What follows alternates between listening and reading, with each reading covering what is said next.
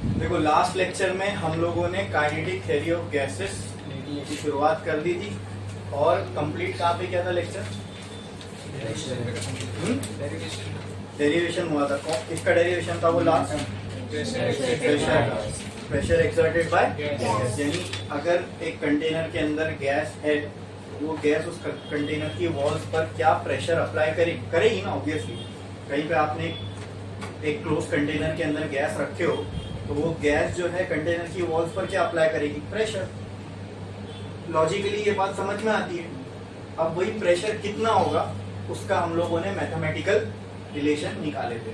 ठीक है, क्या आया था वो मैथमेटिकल रिलेशन प्रेशर का? P इज इक्वल टू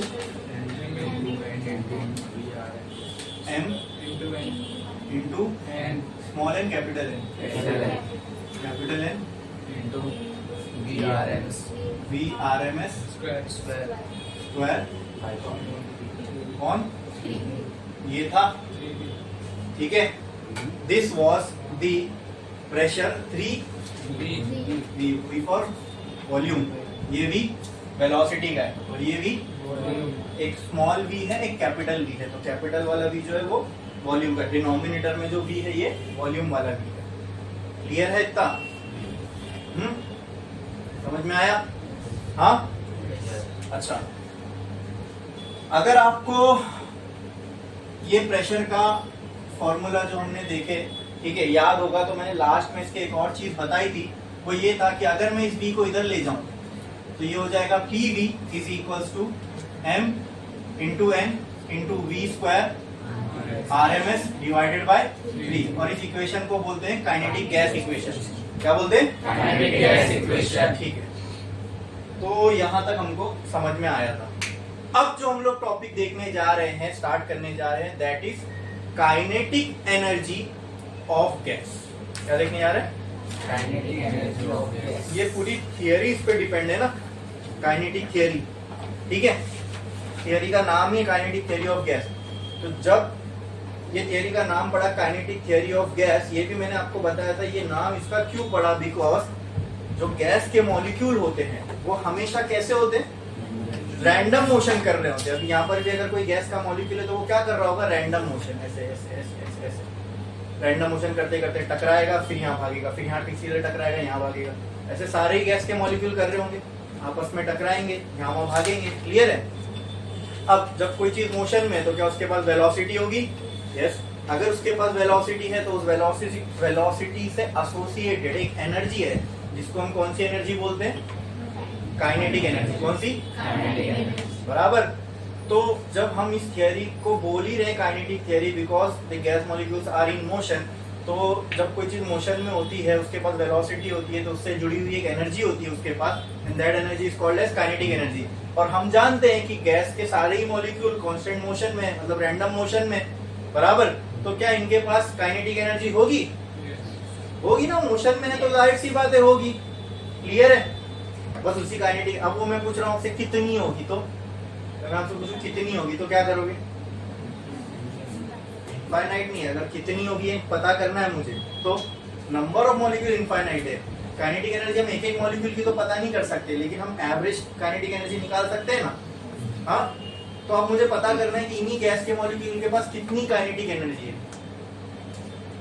तो क्या कर, मतलब इसके लिए मुझे क्या करना पड़ेगा? क्या फॉर्मूला निकालना पड़ेगा। क्या करना पड़ेगा? तो अभी हम लोग किसका फॉर्मूला निकालेंगे? Kinetic energy of gas. किसका?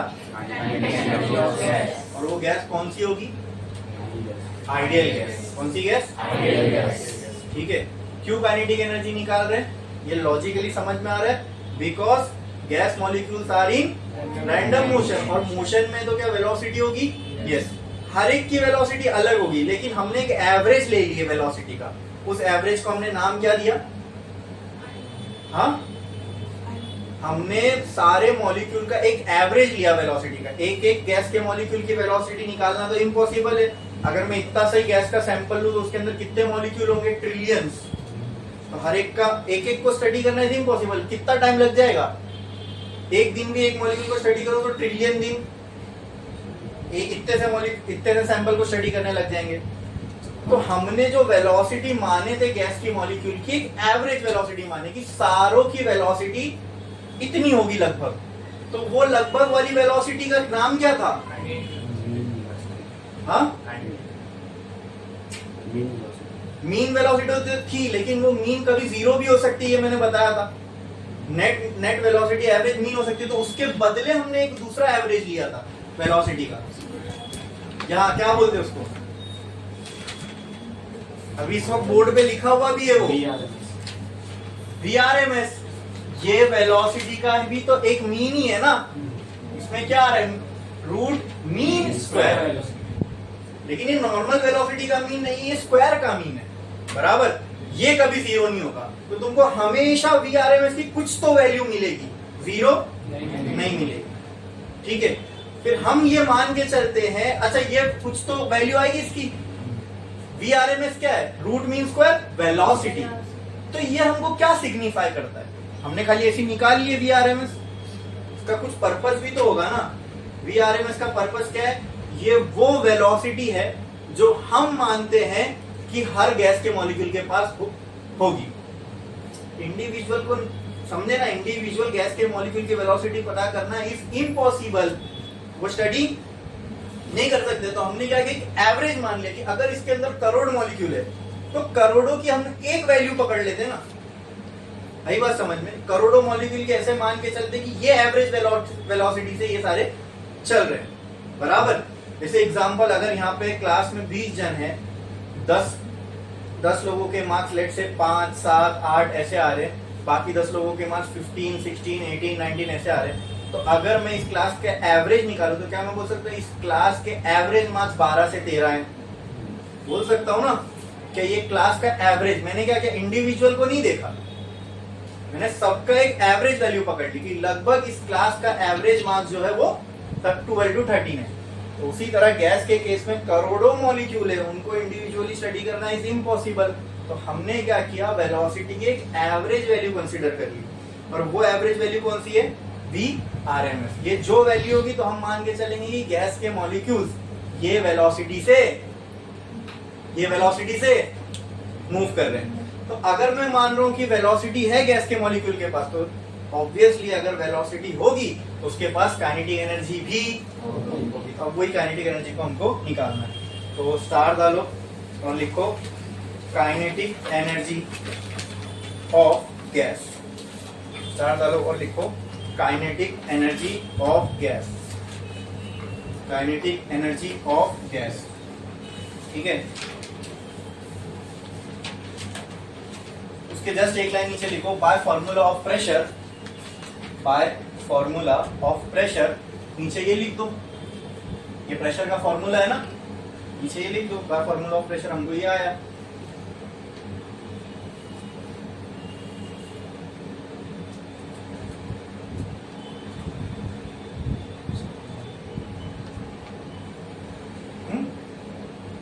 और उसके जस्ट नीचे ये लिख दो, V को वहां फेंक के। अब इसका कुछ काम है, ये आगे समझ में आएगा आपको। बाद में भी करा था, बाद में भी लिखवा सकता था मैं, लेकिन जब हम इसके फ्लो में चल रहे हैं तो लास्ट चीज हमने यही देखी, तो मैंने यहीं से शुरुआत कर दी, ठीक है। अच्छा,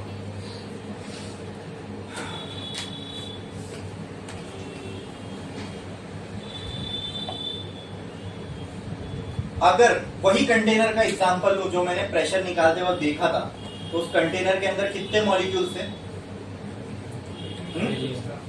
कहीं इनफाइनाइट, हमारे लिए तो वो कॉन्सेप्ट इनफाइनाइट जैसा होगा ना, n number of trillion billion कितने भी हो, तो let's say n number of molecule मान के चलते, हर एक का काइनेटिक एनर्जी निकालना पॉसिबल है नहीं, तो हम एक एवरेज काइनेटिक एनर्जी निकालने जा रहे हैं। लेकिन उस एवरेज निकालने के लिए भी मुझे सारों की काइनेटिक एनर्जी को ऐड करना पड़ेगा, फिर उसको n से डिवाइड करना पड़ेगा, तभी तो जाके एवरेज काइनेटिक एनर्जी आएगी, बराबर। तो एक काम करता हूं, मैं देखता हूं कि एक मॉलिक्यूल की काइनेटिक एनर्जी कितनी होगी पहले। हाँ, ठीक है। यहां मैं लिखता हूं काइनेटिक एनर्जी ऑफ 1 मॉलिक्यूल, ठीक है। बोलो काइनेटिक एनर्जी का फॉर्मूला क्या होता है? बोलो, ½ mv²। क्या इसमें किसी को कोई डाउट है? Kinetic energy of one molecule में देख रहा हूं, यानी एक मॉलिक्यूल की काइनेटिक एनर्जी, तो वही ऐसा ही कंसीडर कर लो, वो डब्बे में जब हमने शुरुआत में एक मॉलिक्यूल लिया था, तो उस एक मॉलिक्यूल की वेलोसिटी को क्या मैं v1 बोल सकता हूं? हाँ, तो kinetic energy of one molecule को क्या मैं हाफ m v1 स्क्वायर लिख सकता हूं? हाँ, क्लियर है? क्लियर है? अब मुझे एक मॉलिक्यूल की काइनेटिक एनर्जी निकालना है कि सारों की काइनेटिक एनर्जी निकालना है? सारों की निकालना है ना, मतलब पूरे गैस की एक एवरेज काइनेटिक एनर्जी की वैल्यू मुझे चाहिए, मुझे एक मॉलिक्यूल की तो नहीं चाहिए। इतना समझ में आया? अरे बोलो क्लियर है? Yes. क्या इसमें किसी को कोई डाउट है? हाँ, क्लियर? ओके। अगर मुझे काइनेटिक, ये एक मॉलिक्यूल की काइनेटिक एनर्जी है नंबर 1 जिसको मैंने बोला था, ठीक है, काइनेटिक एनर्जी ऑफ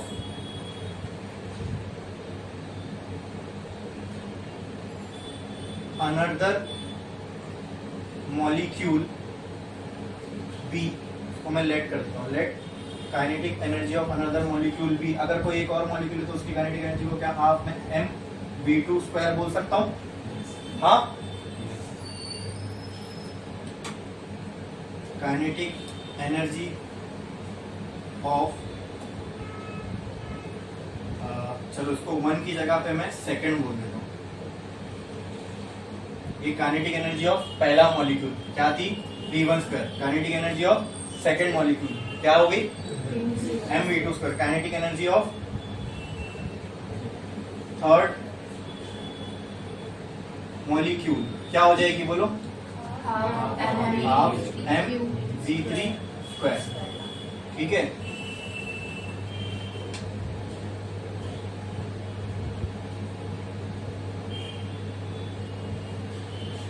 ऐसी मुझे बताओ kinetic energy of n molecule will be equal to, ठीक है,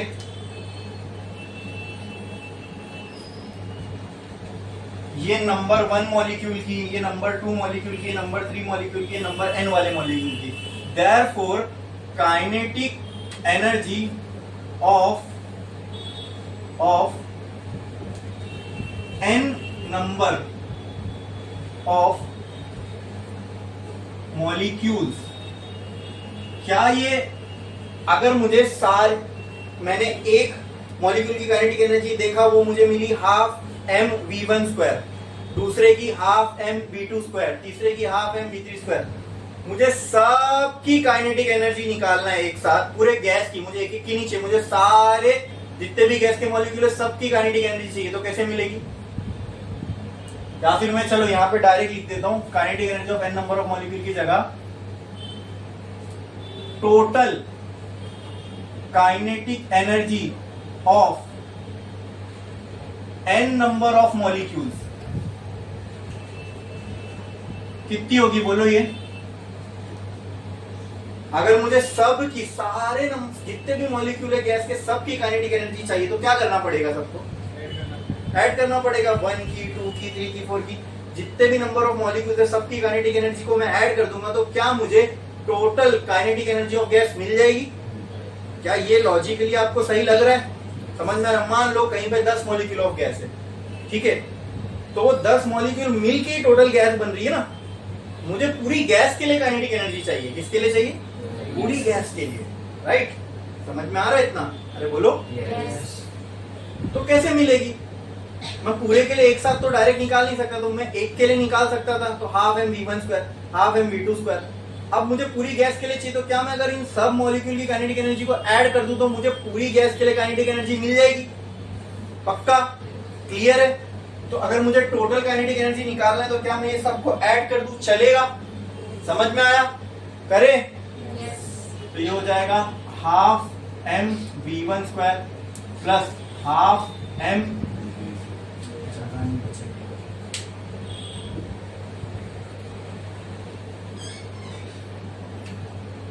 therefore total kinetic energy will be equal to half M v1 square plus half M v2 square plus half M v3 square. ऐसे कहां तक होगा ये? Half M V N square तक। इन सब में से मैं कॉमन क्या ले सकता हूं दोस्तों?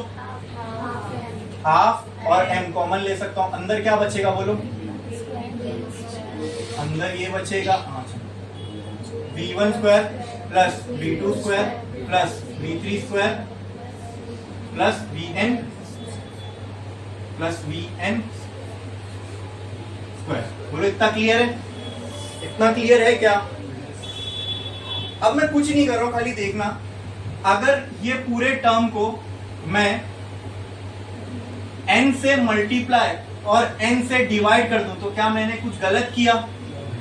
हाँ, कुछ गलत हुआ इसमें? नहीं, n को मल्टीप्लाई, n को जिससे मल्टीप्लाई किया उससे डिवाइड किया, तो मैथमेटिकली कोई गलत चीज की मैंने नहीं। अच्छा, ये करने से मेरे को क्या मिलेगा? ये जो इतना बड़ा टर्म है इसको मैं एलिमिनेट करके इसकी जगह पर एक सिंगल टर्म लिख सकता हूं, बराबर। इतना बड़ा फॉर्मूला बार बार लिखना फिजिबल है क्या? नहीं। तो ये पूरे टर्म को हटाने के लिए, एक टर्म बनाने के लिए मैंने इसको n से मल्टीप्लाई और n से डिवाइड किया। क्यों? क्योंकि अपने को मालूम है ये पूरा टर्म क्या होता है? क्या होता है? VRMS होता है। क्या होता है? क्या होता है? अरे बोलो। V स्क्वायर RMS होता है। क्या होता है? V square RMS। ये पूरे की जगह मल्टीप्लाई बाय n। ये किसकी वैल्यू आ गई दोस्तों? Total kinetic energy. किसकी? Total kinetic energy of gas. ये आ गई। क्लियर है? समझ में आया इतना? क्या इसमें किसी को कोई डाउट है? बोलो बोलो। ये इक्वेशन को ध्यान में, ये इक्वेशन को ऐसी रखो और ये वाली इक्वेशन को देखो, ठीक है।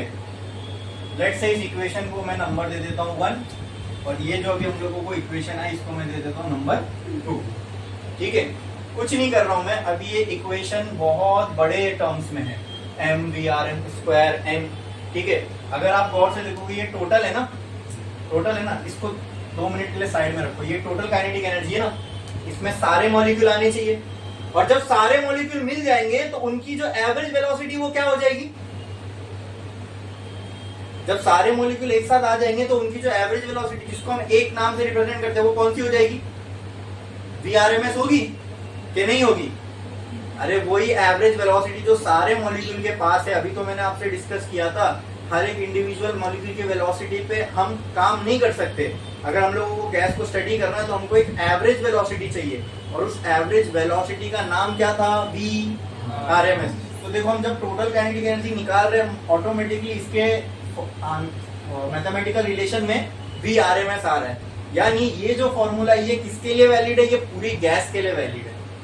क्यों? क्योंकि इसके अंदर कौन सी वेलोसिटी आ रही है? VRMS, ठीक है।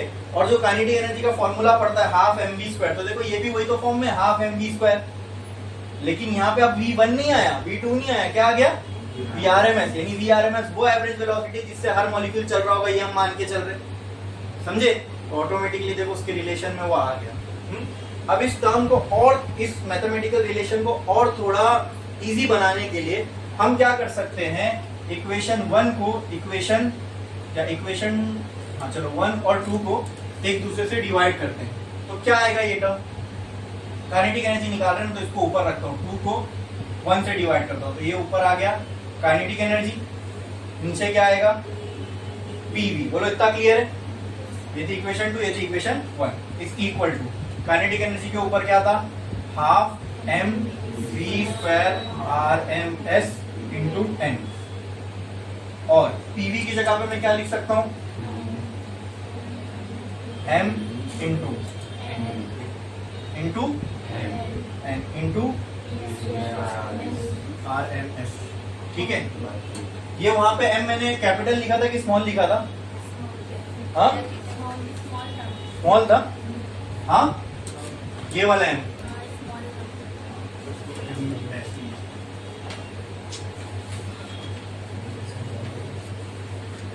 तो देखो ये m क्या हो जाएगा? ये n क्या हो जाएगा? अच्छा, ये डिवाइड में पूरे 3 भी था ना? हाँ, ये और ये कैंसल, क्या यहाँ पे ये बचेगा kinetic energy upon P V is equal to 1/2 divided by 1/3। हाँ, इसको ऊपर ले जाओ तो क्या यहाँ पे ये बचेगा K E by P V is equal to 1/2 into 3/2, oh sorry 3/1। तो क्या ये हो जाएगा kinetic energy of gas upon PV is equal to 3/2। हाँ, ये पीवी को यहाँ फेंक दो तो कहना है से kinetic energy is equal to 3/2 PV.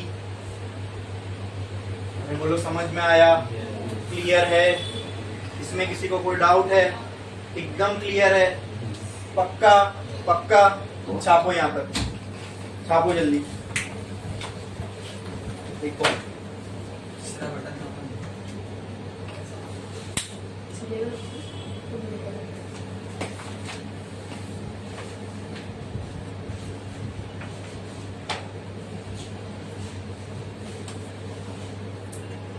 One की जगह यहाँ पर मैं लिख देता हूँ फर्स्ट मॉलिक्यूल, ठीक है, और क्लियर रहेगा।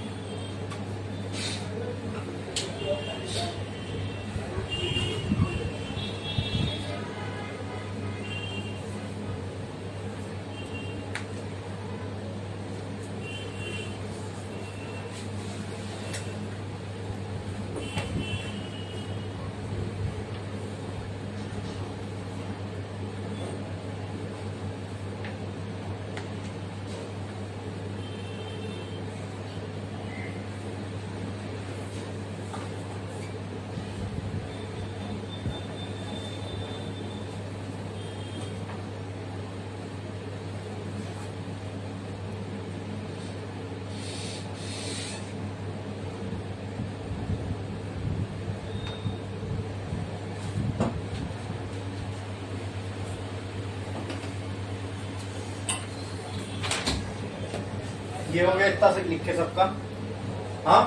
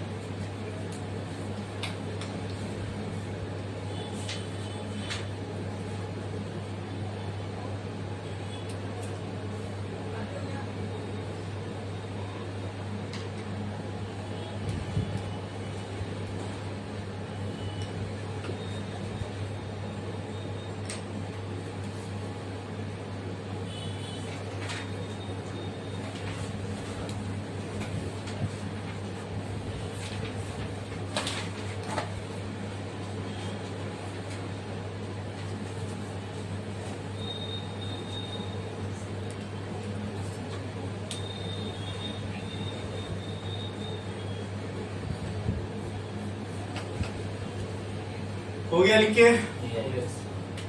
करो जल्दी।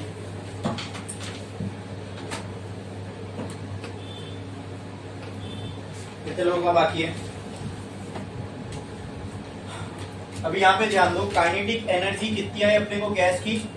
3/2 PV। कहना है right by ideal gas equation PV is equal to nRT। बोल सकता हूं मैं? हाँ, तो कहना है right kinetic energy is equal to 3/2 nRT। लिख सकता हूं ये? तो कहना है से kinetic energy of gas is equal to n into 3/2 RT। बोलो क्लियर है? हाँ, अगर ये काइनेटिक एनर्जी के फॉर्मूले में ये स्मॉल n आ रहा है, ठीक है, तो क्या मैं बोल सकता हूं this is the formula of kinetic energy of gas for n number of, ये n किसको रिप्रेजेंट करता है? मोल्स को। किसको? तो कहना है से ये जो पूरा फॉर्मूला बना काइनेटिक एनर्जी का, ये n नंबर ऑफ मोल्स के लिए। किसके लिए? अगर आपको याद होगा कि तो हमने जो आइडियल गैस इक्वेशन देखी थी वो नंबर ऑफ मोल के टर्म्स में भी देखी थी और नंबर ऑफ मॉलिक्यूल के टर्म्स में भी देखे थे। तो ये तो नंबर ऑफ मोल के लिए हो गया, ठीक है। अच्छा, और एक चीज में मैं छोटी सी करता हूं, अगर मुझे इस फॉर्मूले को किसके टर्म्स में? नंबर ऑफ मॉलिक्यूल के टर्म्स में लाना है, ठीक है, तो मैं क्या कर सकता हूं? बोलो n इंटू आर ए, क्या अपने पास एक कोई रिलेशन है Na के टर्म्स में? बताओ, अरे बोलो, n इंटू आर ए, इसका कोई रिलेशन है मेरे पास Na के टर्म्स में या K के टर्म्स में? तो बताओ।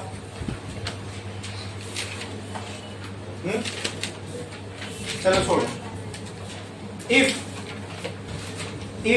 n इक्वल टू 1, मतलब नंबर ऑफ मोल कितना है?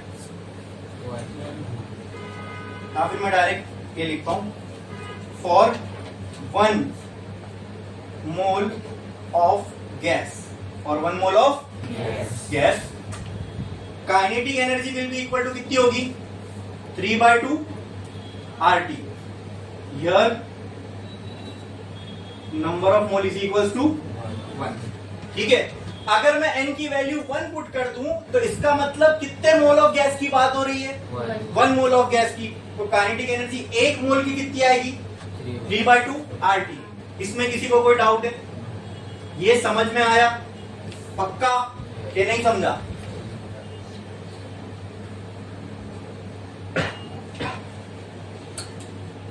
अच्छा, ये 1 मोल है ना, ये जो काइनेटिक एनर्जी का फॉर्मूला है ये किसके लिए? For 1 mole. फॉर 1 मोल। 1 मोल में कितने नंबर ऑफ मॉलिक्यूल्स होते हैं? हाँ, एवोगैड्रोस नंबर के बराबर कितने?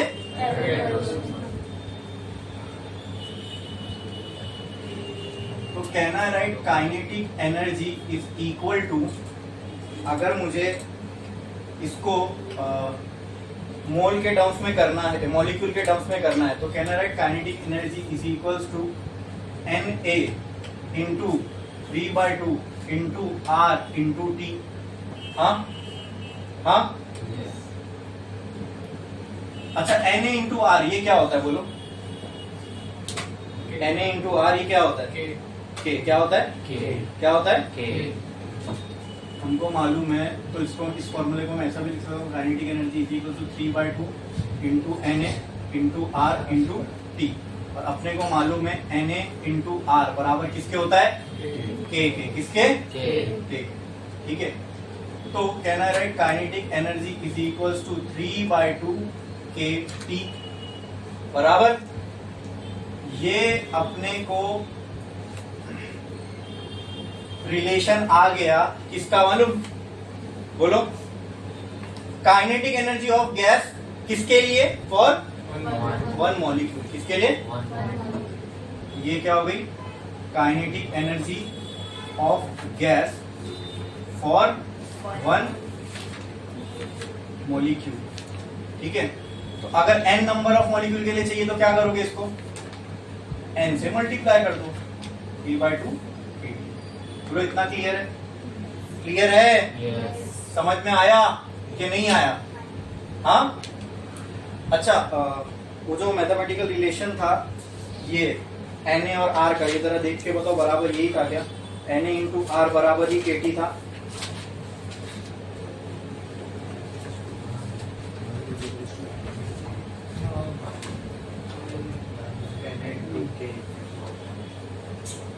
गलत बोले ना, Na इंटू K, यहाँ पे क्या Na इंटू क्या है? गलत बोले आपने रिलेशन।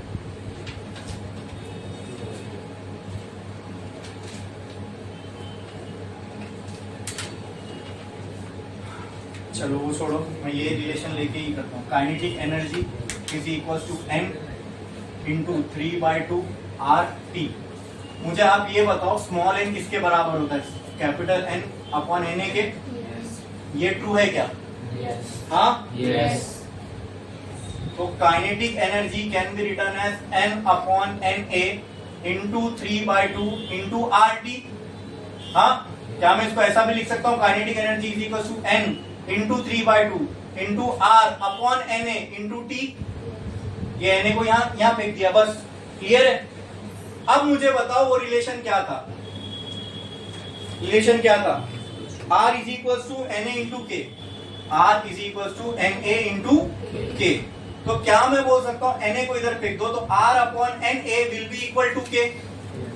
हाँ, अब इस पूरे की जगह क्या आएगा? Kinetic energy is equal to n into 3/2 KT।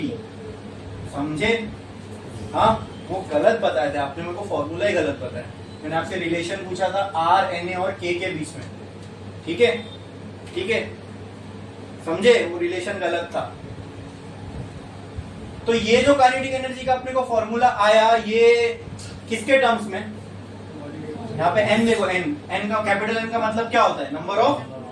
तो ये जो है काइनेटिक एनर्जी का फॉर्मूला है, kinetic energy for n number of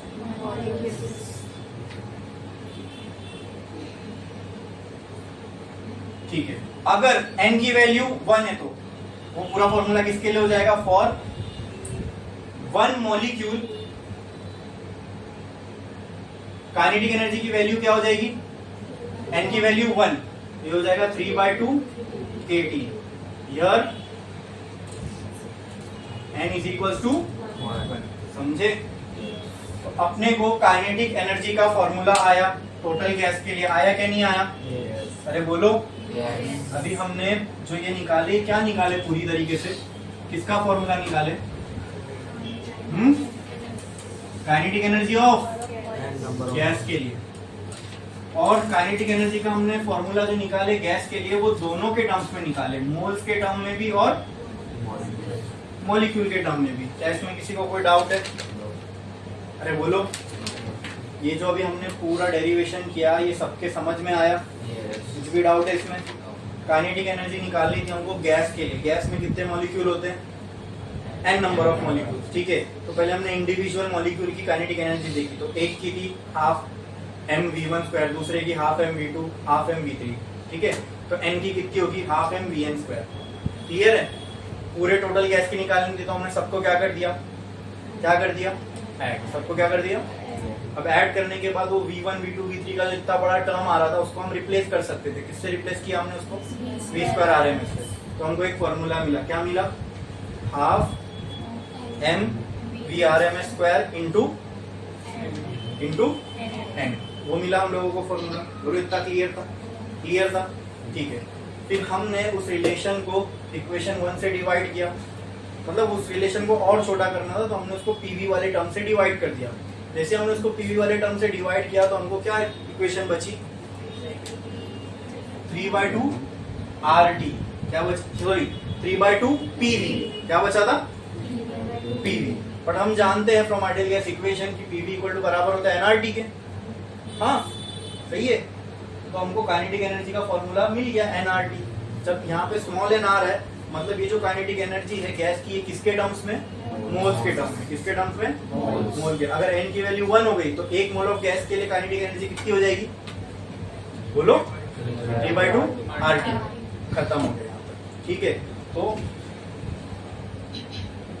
kinetic energy n number of moles के लिए कितनी होगी, n इंटू 3/2। और अगर काइनेटिक एनर्जी मुझे सिर्फ 1 मोल के लिए चाहिए तो वो कितनी होगी, 3/2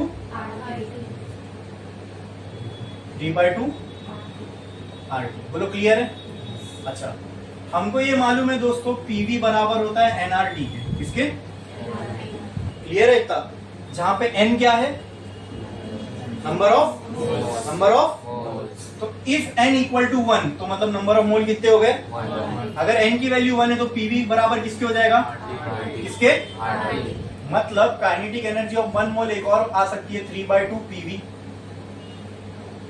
हाँ, जब नंबर ऑफ मोल 1 हो तो काइनेटिक एनर्जी के फॉर्मूले को मैं ऐसा भी लिख सकता हूँ 3/2 PV। तो आपको जो इस वाले स्टेप से पहले एक रिलेशन आया था 3/2 PV का, क्या वो भी kinetic energy of gas for 1 मोल हो सकता है।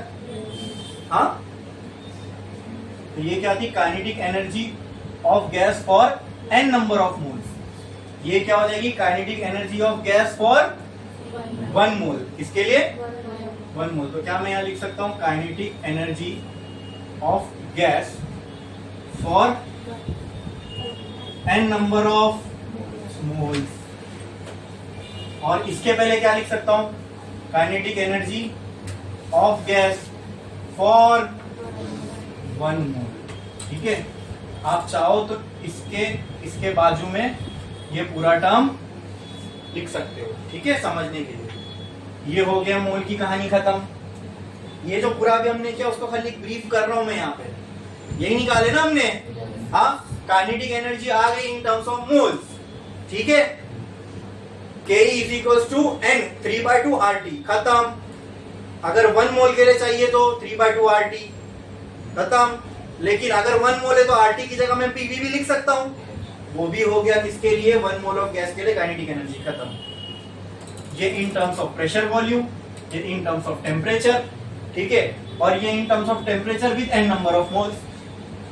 समझा कि नहीं समझा, समझ में आया, क्लियर है।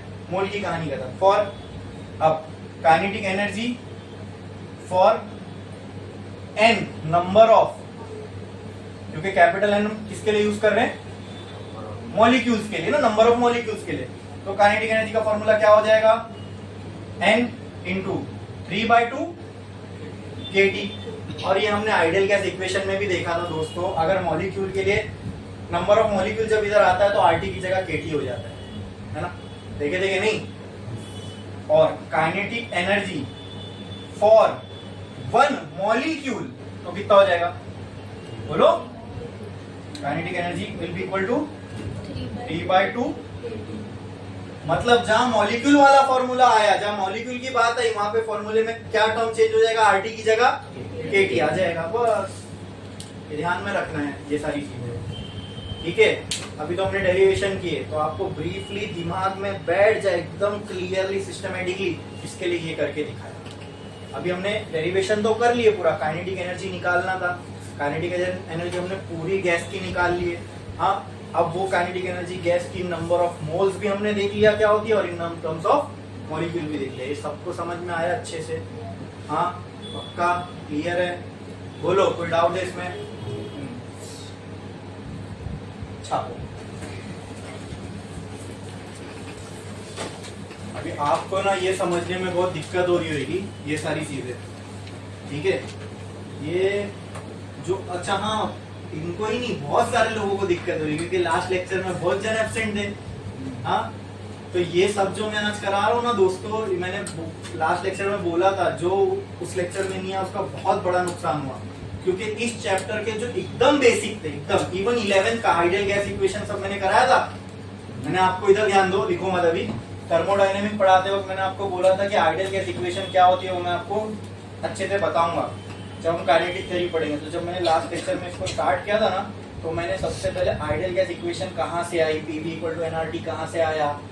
फिर आइडियल गैस इक्वेशन को ही मैंने दो टर्म्स में उसी लेक्चर में बता दिया था। आइडियल गैस इक्वेशन को हम नंबर ऑफ मोल्स और नंबर ऑफ मॉलिक्यूल के टर्म्स में कैसे समझ सकते हैं अलग अलग करके, वो मैंने पूरा बता दिया था। फिर एन का क्या फॉर्मूला होता है इन टर्म्स ऑफ NnNA। फिर एन का एक और फॉर्मूला होता है in terms of total mass and molar mass, वो भी फॉर्मूला बताया था। आर की वैल्यू, Na की वैल्यू, K की वैल्यू, वो सारे के बारे में, मतलब एकदम जो इसके बेसिक थे ना, बहुत छोटी, जो ये सब समझने के लिए बहुत काम के वो। और फिर VRMS आया कैसे? VRMS डायरेक्ट नहीं आया, पहले हमने क्या पढ़ा था, मीन पाथ, फिर रिलैक्सेशन टाइम, फिर मीन वेलोसिटी, फिर मीन स्क्वायर वेलोसिटी, फिर रूट मीन स्क्वायर वेलोसिटी आया था, बराबर। हाँ, फिर उसके बाद मैंने प्रेशर वाला डेरिवेशन शुरू किया था, क्योंकि प्रेशर के डेरिवेशन को भी समझने के लिए वो सारी चीजें रिक्वायर्ड थी ना, जो मैंने आपको बताया।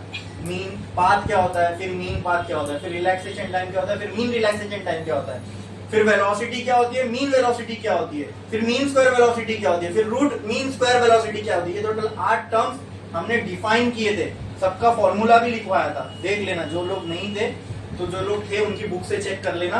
ये 8 टर्म्स हमने डिफाइन किए थे, इनके फॉर्मूलेज भी लिखे थे। और इससे पहले मैंने Boyle's law, Charles law, Gay Lussac's law, ये सब को एक्सप्लेन करके आइडियल गैस इक्वेशन कैसी आती है ये बताया था। फिर आइडियल गैस इक्वेशन में जो n आ रहा है, वो n को हम कैसे डिफाइन कर सकते हैं, यानी एवोगाड्रोस नंबर क्या होता है। ये Na क्या है, ये है एवोगाड्रोस नंबर। एवोगाड्रोस नंबर क्या होता है ये भी मैंने लास्ट लेक्चर में बताया था। एक मोल के अंदर कितने नंबर ऑफ मॉलिक्यूल होते हैं, एवोगाड्रो नंबर के बराबर। अब जिसको भी ये अच्छे से समझना है ना, तो वो जाके पहले वो वाला वीडियो देख लेना, जब मैं उसको अपलोड करूंगा, ठीक है, तभी ये समझ में आएगा। वरना मैं आपको बोलूं, बहुत से लोग को ये नहीं मालूम होगा ये मैंने कहां से लाया, फिर एक ये मैंने कहां से लाई, ये दिख रहा है, ये कहां से लिखा, ये कहां से लिखा, फिर ये n इक्वल टू, इसको मैं नंबर ऑफ मोल्स क्यों बोल रहा हूँ, ये कैपिटल N को नंबर ऑफ मॉलिक्यूल क्यों बोल रहा हूँ, ये सब तुमको अभी ऊपर से जा रहा होगा कि अचानक क्या हो रहा है, ठीक है।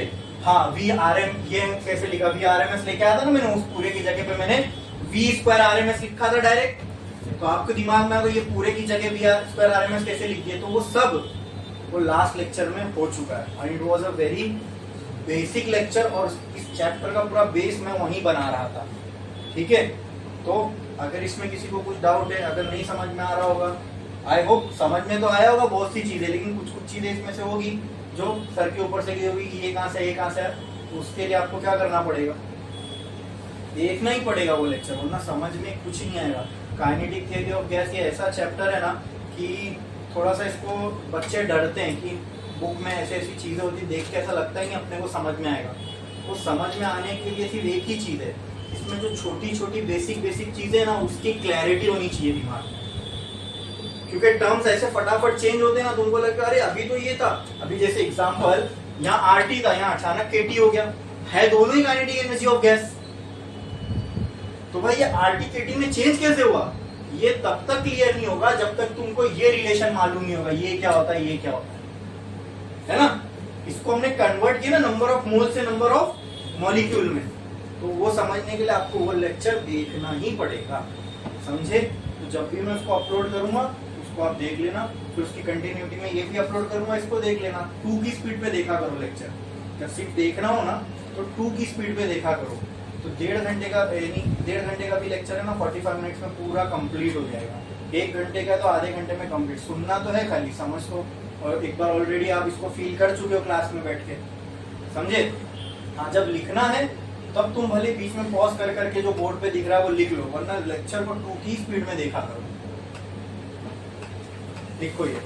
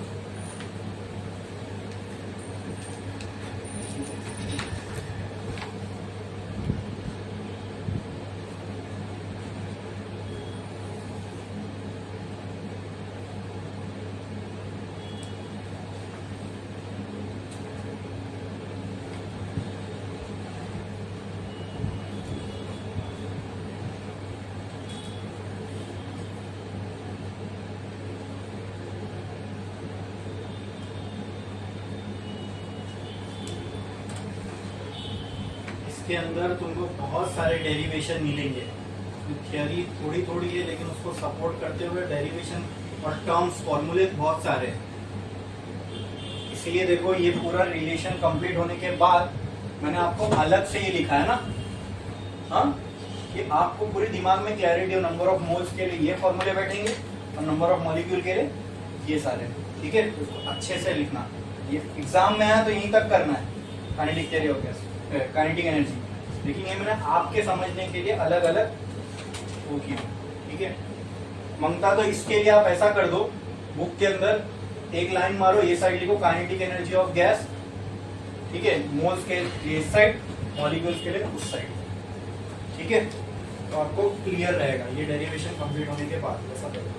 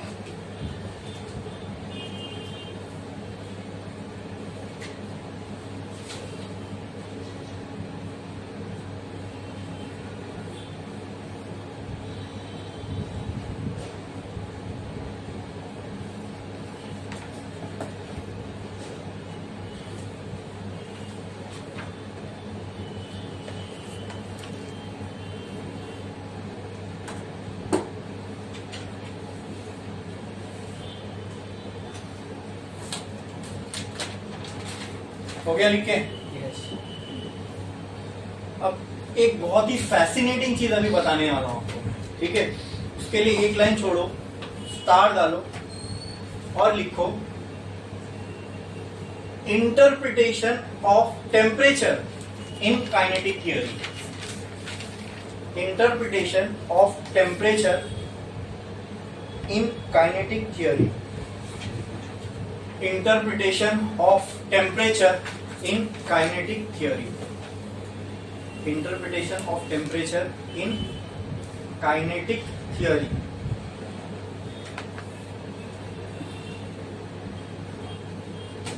तो अगर आप किसी गैस का टेम्परेचर मेजर कर रहे हो, ठीक है, तो आप मेरे को बताओ, आप वो टेम्परेचर की जो वैल्यू आती है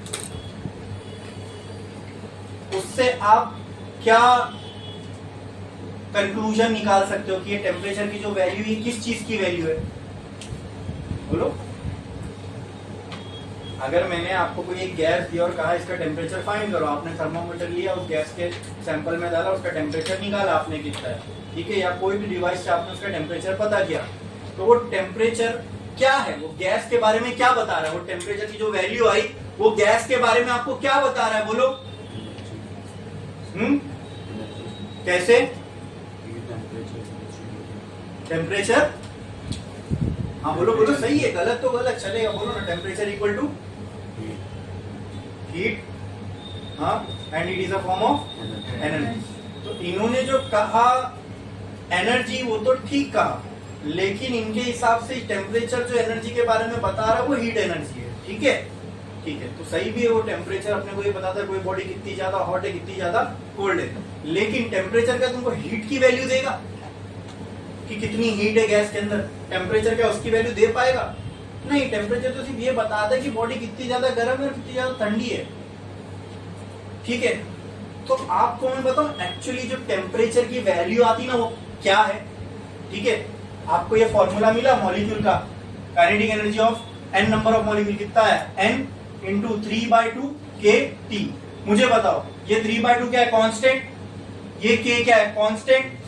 मैं ये n को यहां फेंक देता हूं तो क्या ये हो जाएगा? K E by N is equal to 3/2 K T. Clear है इतना? अगर मैं ये काइनेटिक एनर्जी को n से मल्टीप्लाई कर रहा हूं तो क्या कहीं ना कहीं मैं ये बोल सकता हूं इस काइनेटिक एनर्जी का मुझे एवरेज मिल रहा है? हाँ, दिस विल बी दी। अच्छा, वो ऑलरेडी जो हमने काइनेटिक एनर्जी निकाली थी ये भी क्या थी? एवरेज ही थी ना। इसको अगर मैं टोटल नंबर ऑफ मॉलिक्यूल से डिवाइड कर दूं तो क्या यहां पे मुझे काइनेटिक एनर्जी ही मिलेगी? बस एक एक मॉलिक्यूल की। अरे बोलो क्लियर है? हाँ। अच्छा, ये मैं क्या करता हूं? Kinetic energy divide by N. क्या एन कोई वेरिएबल है? नंबर ऑफ मॉलिक्यूल क्या कोई वेरिएबल चीज है? वेरिएबल चीज का मतलब क्या? वेरी होता रहेगा।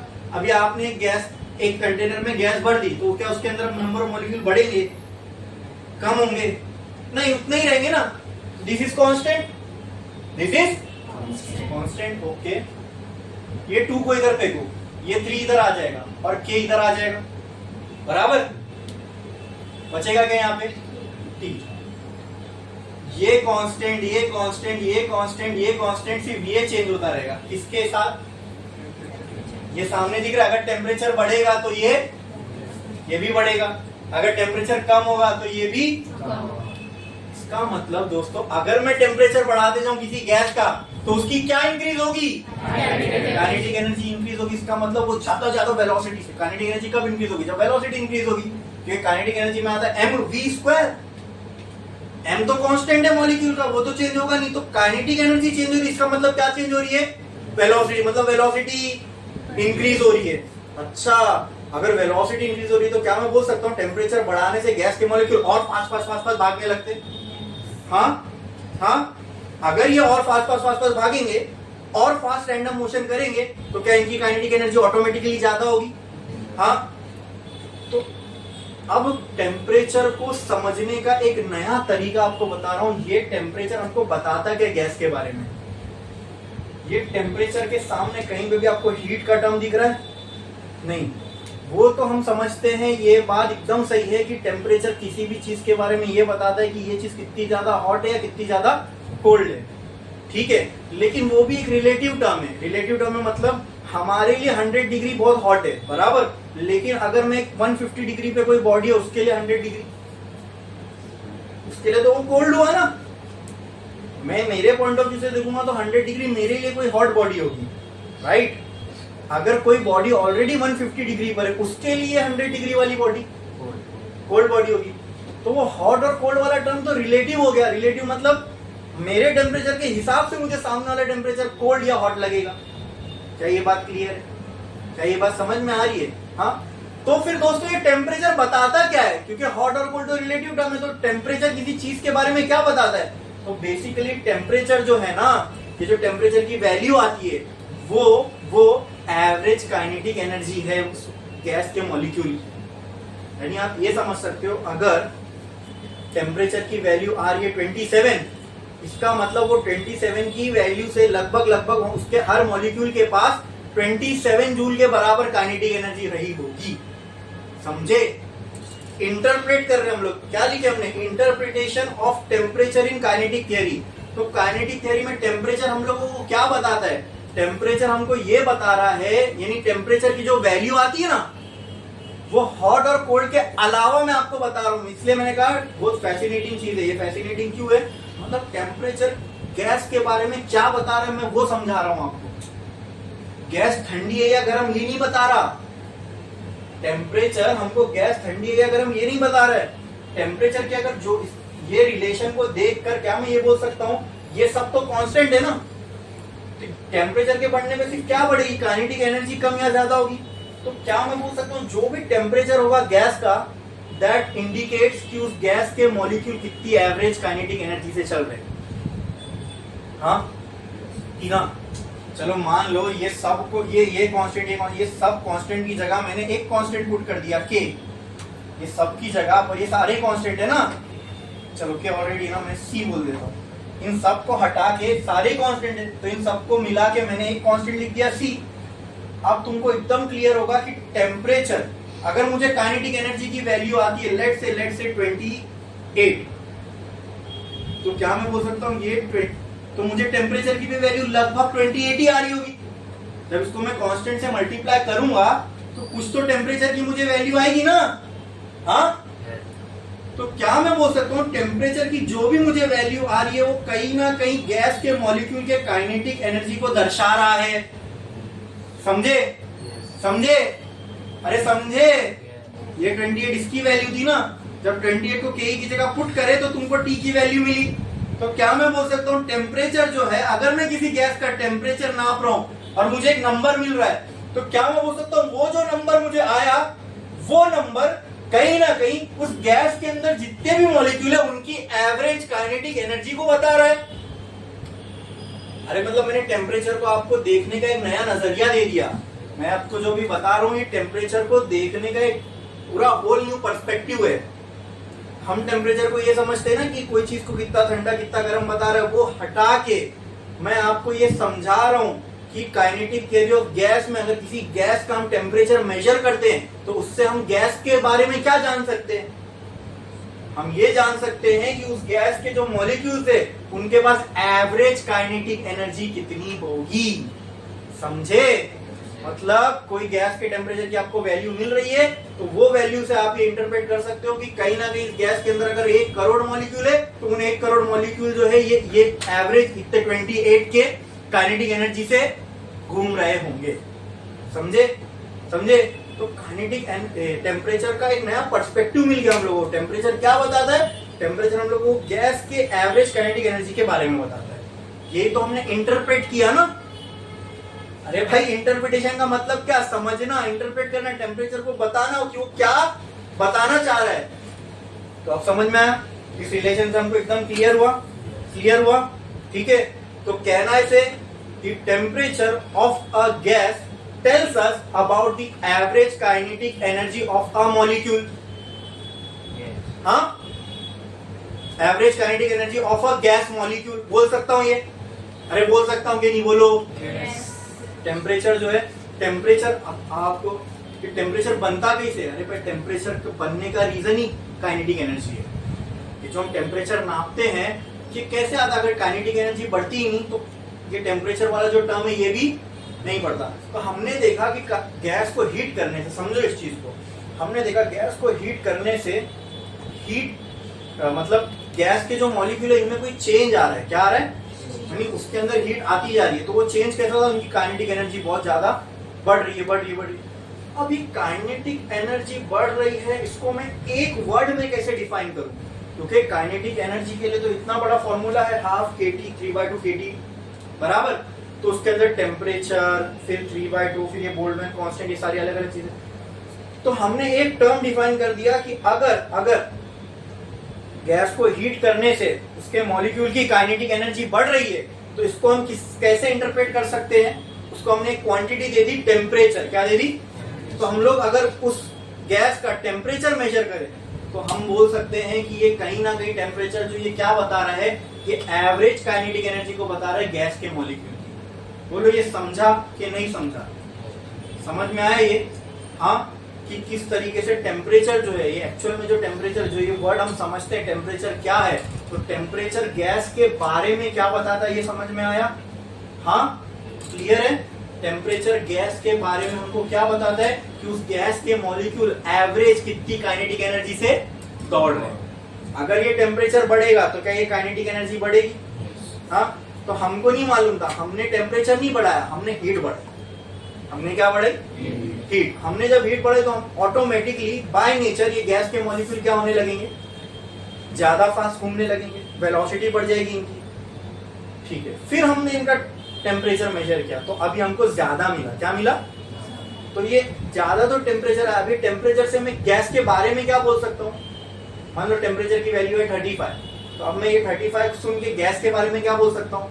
पहले लेट से गैस की टेम्परेचर था 28, अभी गैस हीट मैंने बढ़ा दिया, जो गैस को मैं हीट कर रहा था वो हीट मैंने बढ़ा दिया। अब टेम्परेचर गैस का आ रहा है 35। इसका मतलब क्या? इसका मतलब क्या? इसका मतलब गैस के जो मॉलिक्यूल है वो और ज्यादा काइनेटिक एनर्जी से आप घूम रहे हैं। क्योंकि देखो ये मॉलिक्यूल को हम देख नहीं सकते, हम टेम्परेचर को देख सकते हैं, हमने जो टेम्परेचर नापा उसको हम देख सकते हैं, लेकिन तुम ये देख सकते, अरे अभी ये थोड़ा स्लो चल रहा था, अभी मॉलिक्यूल फास्ट हो गया, ऐसा हम इसको देख नहीं सकते, इसको सिर्फ हम इंटरप्रेट कर रहे हैं, समझे? जो हमको टेम्परेचर की रीडिंग आ रही है उससे हम एक अजम्पशन अपने दिमाग में एक इसका वर्किंग बना रहे हैं। वो वर्किंग क्या है कि अगर पहले टेम्परेचर 28 था, अब अगर टेम्परेचर 37 आ गया तो क्या हुआ होगा गैस में? तो इस इक्वेशन से हमको समझ में आ रहा है कि अगर टेम्परेचर बढ़ेगा तो क्या बढ़ेगी। तो हमने इससे ये इंटरप्रेट किया कि अगर टेम्परेचर बढ़ता है तो 100% गैस की क्या बढ़ी होगी, काइनेटिक एनर्जी। अगर गैस की काइनेटिक एनर्जी बढ़ रही है तो इसका मतलब इंडिविजुअल मॉलिक्यूल की वेलोसिटी भी बढ़ी होगी। तो टेम्परेचर हमको क्या बताता है, किसके बारे में बताता है कि अंदर जो मॉलिक्यूल है वो कितनी काइनेटिक एनर्जी से घूम रहे हैं, बस समझे? ये इंटरप्रिटेशन था टेम्परेचर का इन काइनेटिक थियरी। और इस थियरी को हम जो पढ़ रहे हैं, इस थियरी को क्या बोलते हैं? काइनेटिक थियरी ना। तो काइनेटिक थियरी में टेम्परेचर इस तरीके से ये हमको इंटरप्रेट करके देता है। बोलो क्लियर है, समझा? हाँ, यहां तक लिखो, उसके नीचे फिर उसके बाद में एक स्टेटमेंट बोलूंगा वो लिखना, लिखो जल्दी, लिखो जल्दी।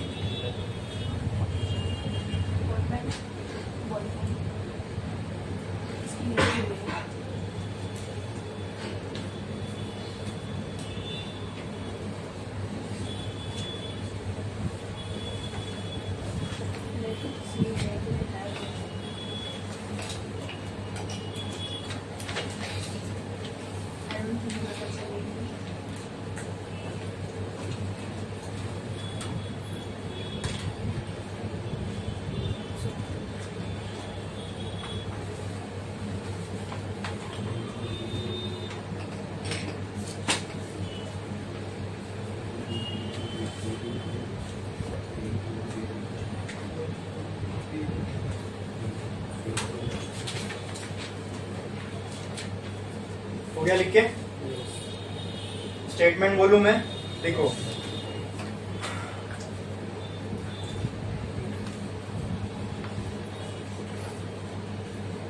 the temperature of a gas in kinetic theory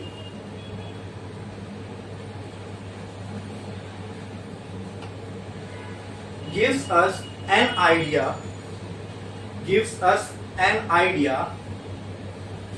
the temperature of gas in kinetic theory gives us an idea about the average kinetic energy of a gas molecule। ये समझा स्टेटमेंट सबको?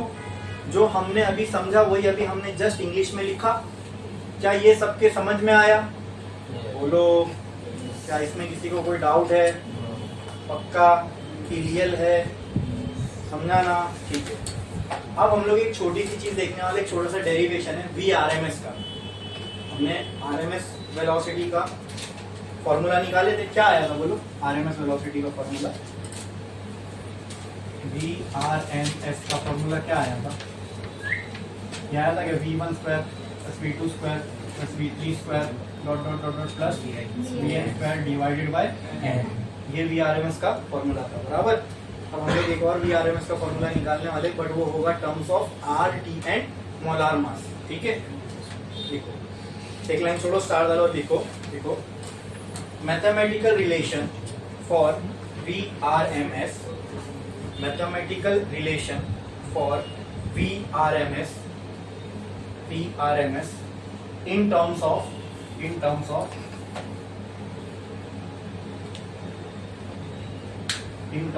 RT and M0, in terms of RT and M0, ठीक है? अच्छा, R क्या है? बोलो बोलो, जो पिछले लेक्चर में थे उनमें से कोई बताओ, R क्या है? लिखवा के दिया था, यूनिवर्सल गैस कांस्टेंट। T क्या है? टेम्परेचर। M0 क्या है? मोलार। बस समझे? ये तीनों के टर्म में हमको क्या निकालना है? VRMS। ठीक है, क्या मैंने काइनेटिक एनर्जी का जब फॉर्मूला किया था उसके अंदर VRMS का टर्म आ रहा था, तो बस काइनेटिक एनर्जी का फॉर्मूला लेके शुरू करो, ऑटोमेटिक आ जाएगा। देखें देखें,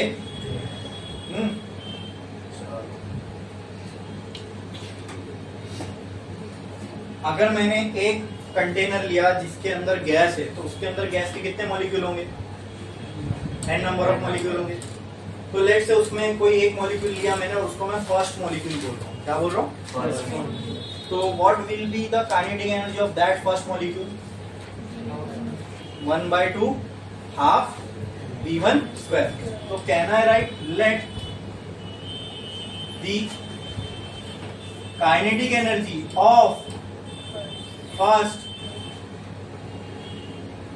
मॉलिक्यूल बी 1/2 mv1 स्क्वायर। हाँ, लिख सकता हूं? लेट दी काइनेटिक एनर्जी, चलो ये पूरा तो सेम ही रहेगा, आप पूरा ऐसे सेम टू सेम लिखना, ऑफ सेकेंड मॉलिक्यूल कितना हो जाएगा? Half mv2 square. Let the kinetic energy of third molecule कितना हो जाएगा? ऐसे कितने मॉलिक्यूल होंगे? Let n molecule be half mvm square, बराबर। अब इससे अगर मुझे टोटल काइनेटिक एनर्जी निकालना है तो कैसे आएगी? Will be equal to half mv1 square plus half mv2 square plus half mv3 square plus half m। Clear है? इन सब में से क्या कॉमन निकलेगा? तो काइनेटिक एनर्जी टोटल कितनी आएगी? Half m। ब्रैकेट में क्या बचेगा?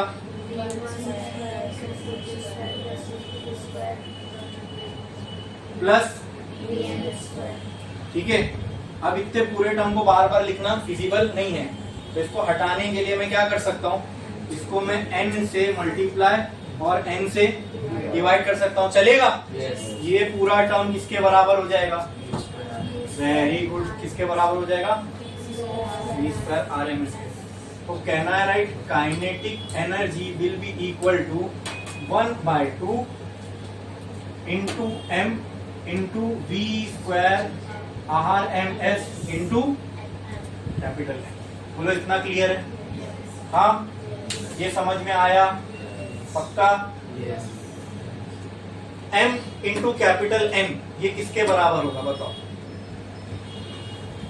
इसको मैं ऐसा लिख सकता हूँ क्या? 1/2 into m into n into v square RMS। बोलो क्लियर है इतना? हाँ बोलो। मुझे आप बताओ कि ये m इंटू n इसकी जगह पर मैं क्या लिख सकता हूं? हाँ बोलो बोलो।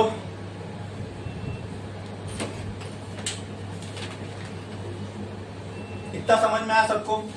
ये काइनेटिक, अच्छा यहां तक तो हमने काइनेटिक एनर्जी का फॉर्मूला निकाले ही थे। अरे ये काइनेटिक एनर्जी का फॉर्मूला निकाले थे, तो इसके बाद मैंने इसको P से डिवाइड किया था, वो सब हुआ था, बराबर। यहां तक तो आपने लास्ट टाइम भी देखे ना। इसके बाद नीचे बस हम लोग को थोड़ा सा चेंज करना है। बोलो यहाँ तक सबको समझ में आया? एक काम करो, पहले यहाँ तक छाप लो, लिखो फटाफट फटाफट फटाफट, कॉपी करो जल्दी।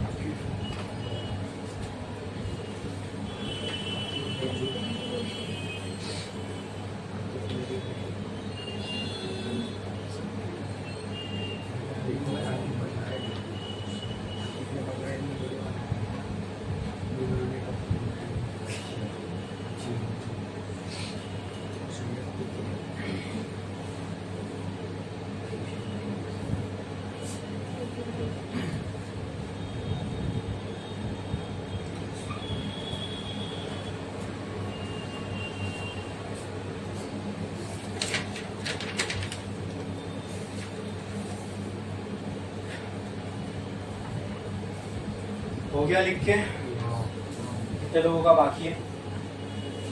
जल्दी करो।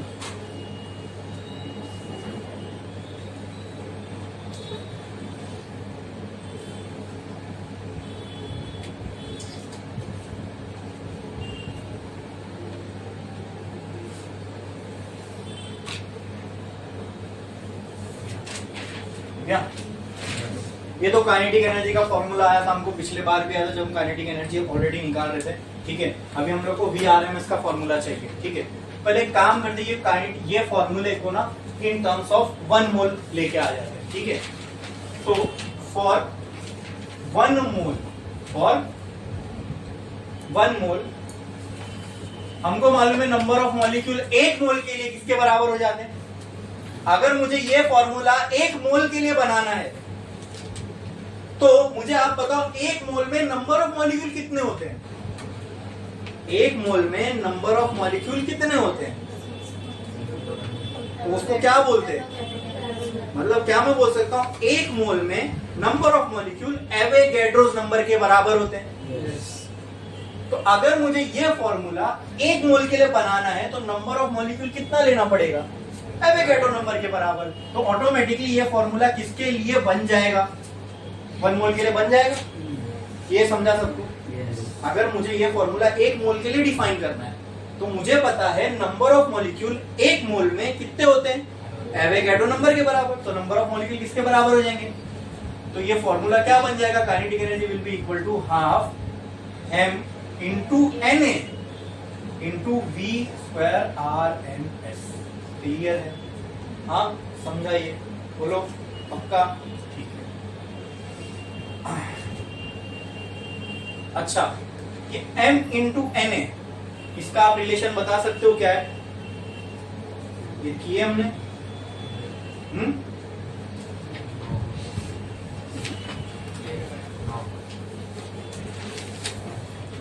मुझे बताओ n जो था n, इसका ये फॉर्मूला था n अपॉन Na। इसका एक और फॉर्मूला था क्या?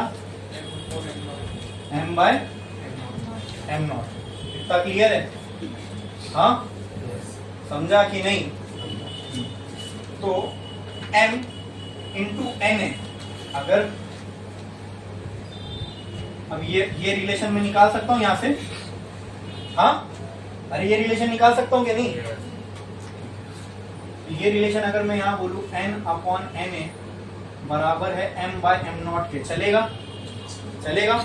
हाँ, यहाँ पे क्या मेरे पास m इंटू n है तो इसके टर्म्स में लेके आ जाओ। n ये इधर into m0 is equal to m into Na बराबर। बोलो क्लियर है? ये समझ में आया क्या? ये बोलो ना, इसमें किसी को कोई डाउट है? ये एकदम क्लियर है?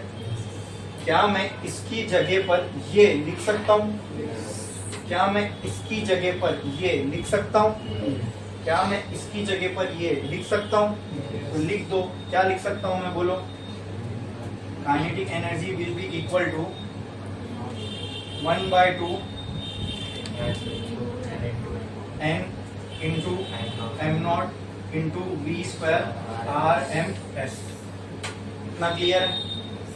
हाँ, इसमें किसी को कोई डाउट है? कोई दिक्कत, कोई परेशानी? अच्छा, यहाँ अब मुझे आप एक और चीज बताओ। काइनेटिक एनर्जी का फॉर्मूला हम लोगों को RT के टर्म्स में क्या आया था? काइनेटिक एनर्जी ये पूरा 1 मोल के लिए ना? अरे ये हम लोग 1 मोल के लिए डिफाइन कर रहे हैं ना? बोलो, समझा कि नहीं समझा? अरे बोलो, समझा कि नहीं समझा? ये तो डायरेक्टली ये इसके m इंटू n, हाँ m into Na will be equal to m0 into n। इतना क्लियर है? यहाँ जो मैंने ये लिखा ये समझ में आया? अब फॉर 1 मोल कहना है, right? Kinetic energy will be equal to 3/2 RT बोल सकता हूँ। हाँ, तो यहाँ पे मैं लिख सकता हूँ 3/2 RT will be equal to 1/2 into m into m0 into V square RMS। Clear है इतना? यहाँ से 2 कैंसल। ठीक है, तो क्या क्या बचेगा यहाँ पे? बोलो। m0 इधर आ जाएगा, m0 इधर आ जाएगा, 3/RT अपॉन एम नॉट। अब यहां पर बस हम लोगों को एक चीज समझना है दोस्तों, मैं बताता हूं वो, इंटू एन, बोलो इतना क्लियर है? इज इक्वल टू ये क्या बचेगा, V square R M S. Clear? अरे क्लियर? Yes. अब अपने को जो वैल्यू चाहिए वो किसकी चाहिए, वी आर एम एस की। किसकी चाहिए? VRMS. स्क्वायर को यहां भेज दो तो क्या हो जाएगा, V R M S is equals to under root 3RT by M naught into N into. अब ये फॉर्मूला देखो, ये फॉर्मूला हमने किसके लिए लेके चले थे? हाँ, ये फॉर्मूला हम किसके लिए लेके चले थे? ये जो फॉर्मूला, ये जो भी हमने लिखा, ये फॉर्मूला हम किसके लिए लेके चले थे? 1 मोल के लिए, 1 मोल के लिए लिया था ना हमने फॉर्मूला। हाँ, तो अब अगर इसको देखना कि अगर 1 मोल के लिए हमने लिया इसको, तो ये जो n है, ये n को क्या मैं Na लिख सकता था? हाँ, चलो एक काम करो, पहले छाप लो, उसके बाद मैं आपको फाइनल फॉर्मूला बताता हूँ। तो बस वहां से n एलिमिनेट हो जाएगा और कुछ नहीं। तो थोड़ा लेग्स ओपन कर दो, बस छोड़ दो।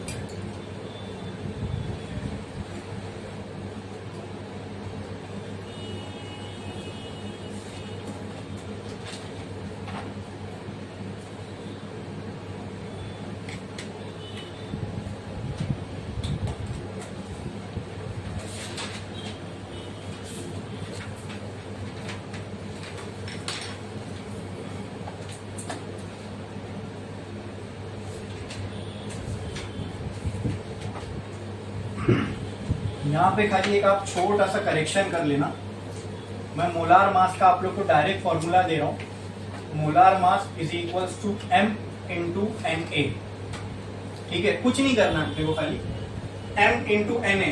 इसकी जगह पे मैं डायरेक्टली क्या लिख सकता हूँ, बस। ठीक है, अरे समझे? Yes. तो मैं आपको मोलार मास का डायरेक्टली फॉर्मूला यहाँ पे बता दिया। Molar mass will be equal to m into Na। तो अपने को इससे VRMS का डायरेक्टली जो रिलेशन मिलेगा दैट विल बी, बोलो, under root 3RT by M naught. ये इतना समझ में आया? हाँ, Yes. क्लियर है?